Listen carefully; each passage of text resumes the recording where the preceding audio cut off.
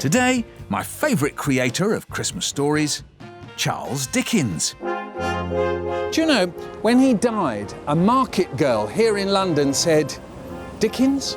Dead? Then will Father Christmas die too?" So where better to find out more about the great man's festive legacy than here at 48 Doughty Street in Bloomsbury, where Charles Dickens once lived. It was 1837. Charles Dickens was 25 when he moved in here with his wife and baby son, a rising literary star in a newly built house, now a museum. And it could have been a washroom like this that might have inspired the story about Mrs. Cratchit using a boiler or a copper to cook her Christmas pudding. Like a speckled cannonball ignited with blazing brandy.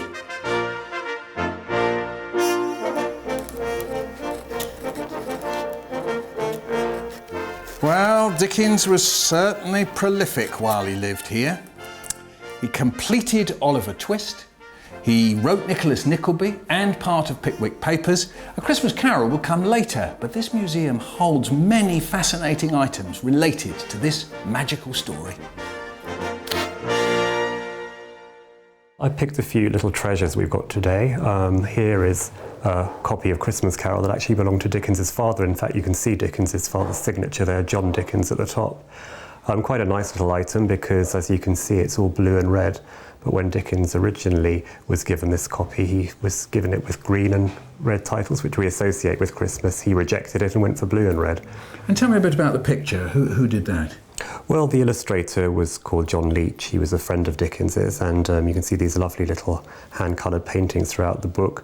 Cost a lot of money. In fact, Dickens didn't make much money through these. And what else have you got? Well, also another scene on this fan of Fezziwig and his wife dancing. This was actually painted by Dickens's daughter, who was born in this house.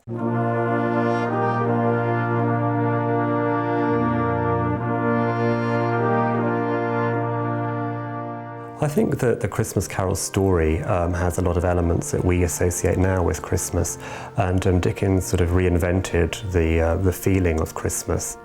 During the period, the first Christmas card was sent as well, so a lot of the customs that we have now, starting with this little tale.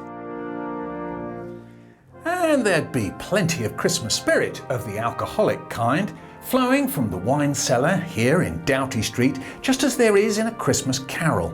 Large bowls of punch and Bob Cratchit's special cocktail of warm gin and herbs.